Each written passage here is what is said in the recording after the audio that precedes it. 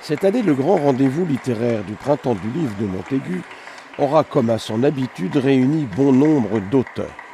Les fidèles, les anciens et les nouveaux. C'est le caractère pluraliste du salon qui fait aussi la part belle de son succès. Tous les genres littéraires sont représentés. Pour ce cru 2012, rencontre justement insolite sous les couvertures, avec quelques plumes au vent du bocage. Parce qu'après avoir été associé pendant 14 ans à travers d'une entreprise d'économie mixte à 51% pour l'État cubain et 49% pour moi, nous nous sommes rendus compte de la turpitude du système qui fait venir les étrangers pour investir dans l'île et ensuite fait tout pour les expulser. Mais nous, les Bretons, parce que je suis breton, on n'est pas meilleurs que les autres, mais on tient 5 minutes de plus. Alors je raconte dans ce livre, mon associé Fidel Castro, comment un entrepreneur doit résister au régime communiste mis en place et gagner la partie alors que tout semble perdu. Je dois rappeler que nous sommes allés à Cuba parce que la révolution cubaine de 1959 avait apporté un espoir tant en Amérique latine qu'en Afrique et même en Europe, parce qu'en 68 nous avons fait la révolution, et que finalement cet espoir a été, dans les 20 années qui ont suivi, complètement balayé.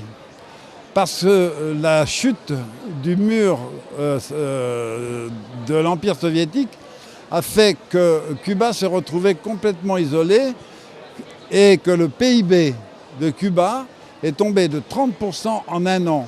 On fait des gorges chaudes actuellement de la chute du PIB grec qui est tombé de 8%. Alors imaginez-vous ce que c'est que la chute d'un PIB de 30% dans un régime communiste. Et c'est-à-dire qu'il est urgent d'être réactif, c'est-à-dire que je ne demande pas à ce que les gens reviennent en arrière, je demande à ce que les gens réagissent et qu'ils reprennent leur destin en main. Et mon livre est un livre optimiste, il est de dire qu'aujourd'hui, le progressiste du XXIe siècle est réactionnaire et que le réactionnaire est un réactionnaire de progrès. Il y a 37 000 cartes de presse en France et il y a eu 5 journalistes qui ont effrayé la planète médiatique l'année dernière en nous traitant de néo-réac.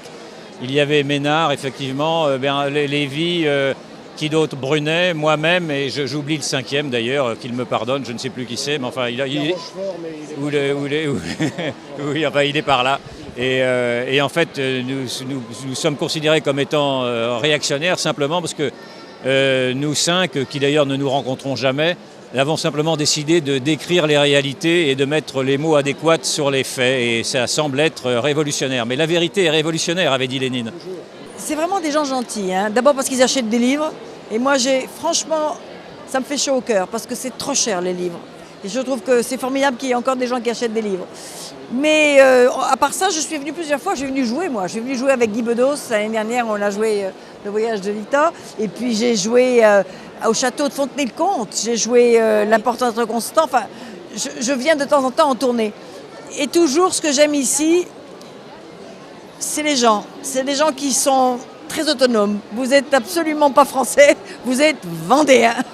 Hein, c'est vrai ou pas? Voilà. Donc je vous présente mon 12e roman qui s'intitule Une pluie de neige. Donc il y a une histoire d'amour bien sûr avec du suspense et on retrouve moins la Vendée que dans mes précédents romans, mais on retrouve l'île Dorée, on retrouve l'île aux Moines qui sont des îles magnifiques sur un thème un petit peu particulier sur le don de sperme. Donc j'ai pris beaucoup de renseignements, notamment à la banque de sperme à Nantes. J'ai téléphoné au Sécos, j'ai un docteur charmant qui m'a dit qu'avec même un seul et même don de sperme, on peut faire 10 inséminations artificielles, et ce dans une même région, sans garde-fou, sans brassage, ce qui veut dire qu'on a forcément 10 frères et sœurs génétiques dans la nature. L'aventurier, le journaliste, la narratrice, décidément. Au Salon du Livre de Montaigu, on aura trouvé de tout lors de ce beau dimanche des Rameaux.